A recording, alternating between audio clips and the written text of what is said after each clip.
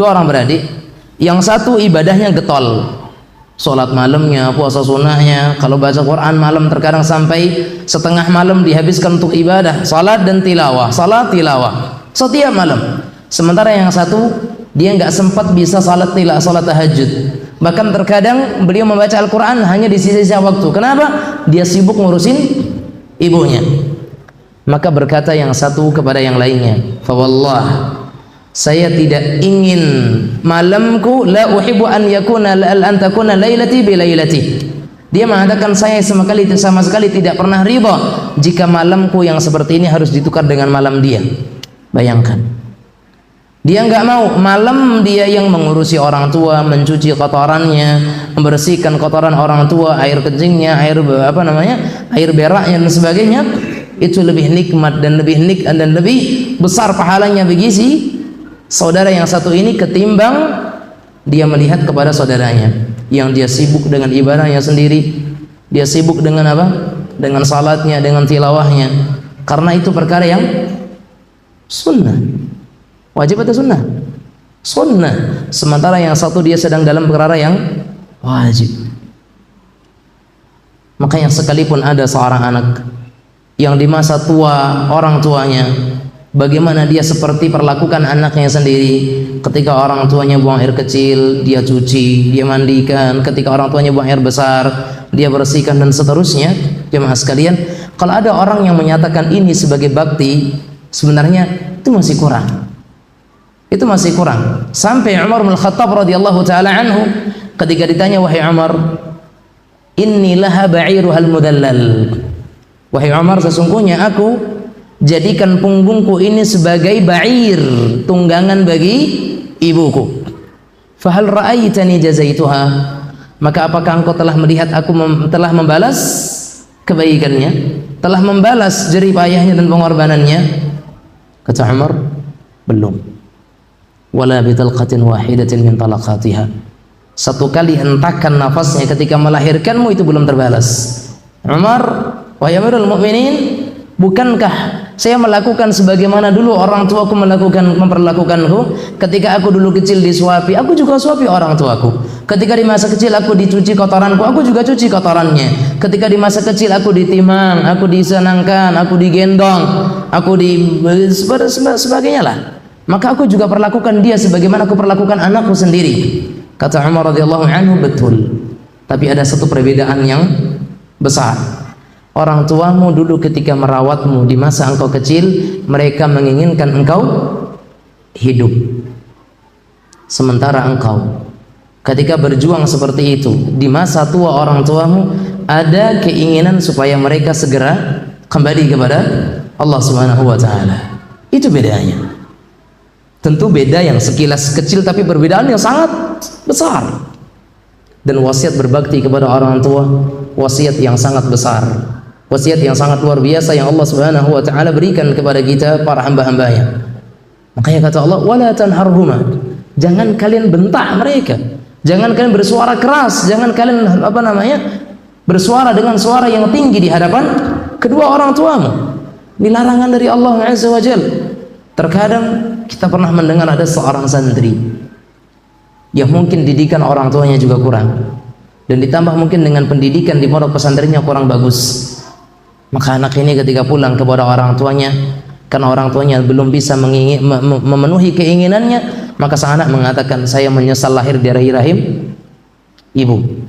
Dan saya pernah mendengar kalimat ini dari lisannya sendiri. Dia katakan apa? Nyoseden punya amak contoh amak dan sebagainya. Nyoseden dilahirkan dari rahim amak dan seterusnya. Subhanallah, ini aqul walidain, uquq. Ini daripada kedurhakaan kepada orang tua. Karena jemaah sekalian rahimanillah wa iyyakum, di samping dia melukai perasaan orang tuanya, tapi dia melontarkan kalimat yang kalau sekiranya ini dicelupkan ke dalam lautan, maka niscaya akan merubah rasa air laut. Jemaah sekalian rahimanillah wa iyyakum. Ya subhanallah, sungguh mulia orang-orang yang mereka punya hati-hati yang besar. Mereka rela untuk berkorban demi orang tuanya, dan mereka membuang keinginan duniawinya. Uwais Al-Qarni rahimahullah, beliau salah seorang sahabat atau salah seorang tabi'in yang kemudian disabdakan oleh Nabi kita Muhammad SAW bahwasanya beliau akan datang dari Yaman. Dikatakan kepada Umar, kalau engkau sempat bertemu dengan orang-orang, dengan gerombolan dari Yaman dan kemudian engkau bertemu dengan Uwais, minta doanya, karena doanya mustajab. Dan ternyata di antara sebab mustajabnya doa Uwais adalah karena apa? Baktinya kepada orang tuanya. Bagaimana kisah 3 pemuda yang kemudian Allah Subhanahu wa taala berikan kepada mereka ujian dengan mereka terkurung di sebuah gua yang kemudian tertutup mulut gua dengan sebuah batu yang besar. Salah satu di antara doa yang bertiga itu apa? Tentang bagaimana dia berbakti kepada kedua orang tuanya. Dia sisihkan, bahkan dia berikan waktu di malam itu untuk orang tuanya. Kalau ada susu, dia harus berikan kepada orang tuanya terlebih dahulu sebelum dia bawa pulang untuk kepada istri dan anak-anaknya. Bahkan di malam hari itu orang tuanya tidak terbangun, dia terus pegang, dan seterusnya. Karena dia khawatir kalau dia tertidur, ibunya bangun, dia tidur, sehingga ibunya tidak bisa minum susu sampai keesokan harinya. Maka dia mengatakan, ya Allah, kalau engkau melihat amalan itu semata-mata ikhlas karenamu, maka bukakanlah jalan bagi kami. Bergeser batu tersebut. Lihat, bakti kepada kedua orang tua. Dan Allah Subhanahu wa taala katakan, wa qul lahuma qawlan kariman. Mohon izin ya, saya tambahkan sedikit ya. Qul lahuma qawlan kariman, dan katakan kepada keduanya kalimat-kalimat yang mulia. Qawlan kariman, kalimat-kalimat yang agung, kalimat-kalimat yang baik, kalimat yang sopan. Jemaah sekalian rahimanillah wa iyyakum, kalau kita yang masih punya orang tua justru terkadang tidak menginginkan harta kita, tapi bagaimana rasa bahagia yang terus kita berikan kepada mereka. Dan demi Allah jemaah sekalian, orang tua kalau kita bisa bahagiakan mereka bukan dengan harta, senyumnya tuh lebih lebar dibandingkan kalau kita itu kirimkan kepada mereka uang. Demi Allah ya, kalau kita memberikan kabar gembira kepada mereka, walaupun itu bukan harta, tapi adalah sesuatu yang mengembalikan mereka, senyum mereka itu lebih terbuka dibandingkan kalau ada misalkan notif transfer dari kita untuk mereka. Tidak sebegitu girangnya mereka, tapi kalau ada hal yang membahagiakan mereka, lihat senyuman mereka jemaah sekalian. Orang tua kita yang sampai kapanpun itu mereka menginginkan kita dalam kebaikan, kebahagiaan, sekalipun mereka di sana terkadang mungkin hari-hari mereka tidak makan seenak apa yang kita makan, tidak menikmati selezat apa yang kita nikmati, tidak senyaman apa yang kita dapatkan dari kenyamanan, terus seperti itu. Tapi orang tua kita, mereka tidak melihat dari sisi itu semuanya. Makanya Allah katakan apa? Wakhfid lahuma janahadh-dhulli minar rahmah, dan merunduklah kalian, berendah diri, merasa rendah dirilah kalian di hadapan kedua orang tua kalian. Ya kan? Kata Allah Azza wa Jalla, wa qur rabbirhamhuma kama rabbayani saghira, dan katakan kepada Allah, wahai Rabbku, kasihilah mereka berdua sebagaimana keduanya dulu mengasihiku di waktu kecil. Inilah wasiat Allah Subhanahu wa taala kepada kita hamba-hambanya. Dua orang beradik, yang satu ibadahnya getol, sholat malamnya, puasa sunnahnya, kalau baca Quran malam terkadang sampai setengah malam dihabiskan untuk ibadah, salat dan tilawah, salat tilawah setiap malam. Sementara yang satu dia nggak sempat bisa salat tahajud. Bahkan terkadang beliau membaca Al-Quran hanya di sisa-sisa waktu. Kenapa?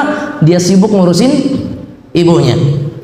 Maka berkata yang satu kepada yang lainnya, fa wallah, saya tidak ingin malamku, la uhibbu an takuna lailati bi lailati. Dia mengatakan, saya sama sekali tidak pernah ridha jika malamku yang seperti ini harus ditukar dengan malam dia. Bayangkan, dia nggak mau malam dia yang mengurusi orang tua, mencuci kotorannya, membersihkan kotoran orang tua, air kencingnya, air beraknya dan sebagainya. Itu lebih nikmat dan lebih besar pahalanya bagi si saudara yang satu ini ketimbang dia melihat kepada saudaranya yang dia sibuk dengan ibadahnya sendiri, dia sibuk dengan apa? Dengan salatnya, dengan tilawahnya. Karena itu perkara yang sunnah. Wajib atau sunnah? Sunnah. Sementara yang satu dia sedang dalam perkara yang wajib. Makanya sekalipun ada seorang anak yang di masa tua orang tuanya, bagaimana dia seperti perlakukan anaknya sendiri. Ketika orang tuanya buang air kecil, dia cuci, dia mandikan. Ketika orang tuanya buang air besar, dia bersihkan dan seterusnya. Jemaah sekalian, kalau ada orang yang menyatakan ini sebagai bakti, sebenarnya itu masih kurang. Itu masih kurang. Sampai Umar bin Khattab radhiyallahu taala anhu ketika ditanya, wahai Umar, inni laha ba'iruhal mudallal. Wahai Umar, sesungguhnya aku jadikan punggungku ini sebagai ba'ir, tunggangan bagi ibuku. Fahal ra'aitani jazaituha? Maka apakah engkau telah melihat aku telah membalas kebaikannya, telah membalas jerih payahnya dan pengorbanannya? Kata Umar, belum. Wala bitalqatin wahidatin min talaqatiha. Satu kali hentakan nafasnya ketika melahirkanmu itu belum terbalas. Umar, wahai Amirul Mukminin, bukankah saya melakukan sebagaimana dulu orang tuaku memperlakukanku? Ketika aku dulu kecil disuapi, aku juga suapi orang tuaku. Ketika di masa kecil aku dicuci kotoranku, aku juga cuci kotorannya. Ketika di masa kecil aku ditimang, aku disenangkan, aku digendong, aku sebagainya lah. Maka aku juga perlakukan dia sebagaimana aku perlakukan anakku sendiri. Kata Umar radhiyallahu anhu, betul. Tapi ada satu perbedaan yang besar. Orang tuamu dulu ketika merawatmu di masa engkau kecil, mereka menginginkan engkau hidup. Sementara engkau ketika berjuang seperti itu, di masa tua orang tuamu ada keinginan supaya mereka segera kembali kepada Allah Subhanahu wa taala. Itu bedanya. Tentu beda yang sekilas kecil, tapi perbedaan yang sangat besar. Dan wasiat berbakti kepada orang tua, wasiat yang sangat besar, wasiat yang sangat luar biasa yang Allah Subhanahu wa taala berikan kepada kita para hamba-hambanya. Makanya kata Allah, wala tanharhuma, jangan kalian bentak mereka, jangan kalian bersuara keras, jangan kalian bersuara dengan suara yang tinggi di hadapan kedua orang tuamu. Ini larangan dari Allah Azza wa Jalla. Terkadang kita pernah mendengar ada seorang santri yang mungkin didikan orang tuanya juga kurang, dan ditambah mungkin dengan pendidikan di pondok pesantrennya kurang bagus. Maka anak ini ketika pulang kepada orang tuanya, karena orang tuanya belum bisa memenuhi keinginannya, maka sang anak mengatakan, saya menyesal lahir dari rahim ibu. Dan saya pernah mendengar kalimat ini dari lisannya sendiri. Dia katakan apa? Nyoseden punya amak conda amak dan sebagainya. Nyoseden dilahirkan dari rahim amak dan seterusnya. Subhanallah. Ini aqul walidain, uquq. Ini daripada kedurhakaan kepada orang tua. Karena jemaah sekalian rahimanillah wa iyyakum, di samping dia melukai perasaan orang tuanya, tapi dia melontarkan kalimat yang kalau sekiranya ini dicelupkan ke dalam lautan, maka niscaya akan merubah rasa air laut. Jemaah sekalian rahimanillah wa iyyakum. Fa ya subhanallah. Sungguh mulia orang-orang yang mereka punya hati-hati yang besar. Mereka rela untuk berkorban demi orang tuanya, dan mereka membuang keinginan duniawinya. Uwais al-Qarni rahimahullah, beliau salah seorang sahabat atau salah seorang tabi'in yang kemudian disabdakan oleh Nabi kita Muhammad SAW bahwasanya beliau akan datang dari Yaman. Dikatakan kepada Umar, kalau engkau sempat bertemu dengan orang-orang, dengan gerombolan dari Yaman, dan kemudian engkau bertemu dengan Uwais, minta doanya, karena doanya mustajab. Dan ternyata di antara sebab mustajabnya doa Uwais adalah karena apa? Baktinya kepada orang tuanya. Bagaimana kisah tiga pemuda yang kemudian Allah Subhanahu wa taala berikan kepada mereka ujian, dengan mereka terkurung di sebuah gua yang kemudian tertutup mulut gua dengan sebuah batu yang besar. Salah satu di antara doa yang bertiga itu apa? Tentang bagaimana dia berbakti kepada kedua orang tuanya. Dia sisihkan, bahkan dia berikan waktu di malam itu untuk orang tuanya. Kalau ada susu, dia harus berikan kepada orang tuanya terlebih dahulu sebelum dia bawa pulang untuk kepada istri dan anak-anaknya. Bahkan di malam hari itu orang tuanya tidak terbangun, dia terus pegang, dan seterusnya.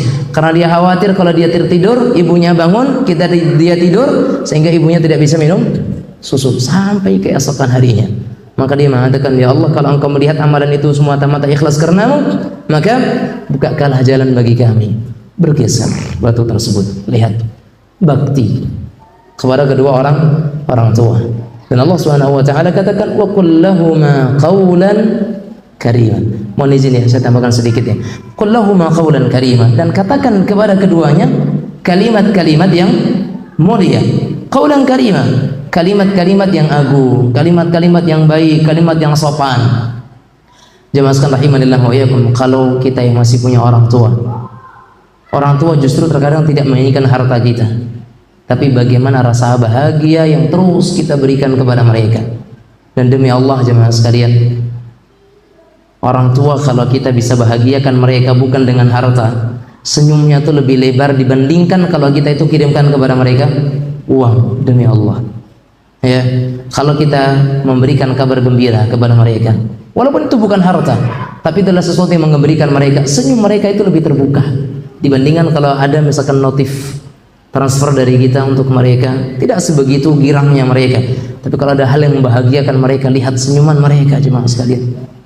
Orang tua kita yang sampai kapanpun itu mereka menginginkan kita dalam kebaikan, kebahagiaan, sekalipun mereka di sana terkadang mungkin hari-hari mereka tidak makan seenak apa yang kita makan, tidak menikmati selezat apa yang kita nikmati, tidak senyaman apa yang kita dapatkan dari kenyamanan, terus seperti itu. Tapi orang tua kita mereka tidak melihat dari sisi itu semuanya. Makanya Allah katakan apa? Wakhfid lahuma janahadh-dhulli minar rahmah, dan merunduklah kalian, berendah diri, merasa rendah dirilah kalian di hadapan kedua orang tua kalian. Ya kan? Kata Allah Azza wa Jalla, wa qur rabbirhamhuma kama rabbayani shaghira. Dan katakan kepada Allah, wahai Rabbku, kasihilah mereka berdua sebagaimana keduanya dulu mengasihiku di waktu kecil. Inilah wasiat Allah Subhanahu wa ta'ala kepada kita hamba-hambanya.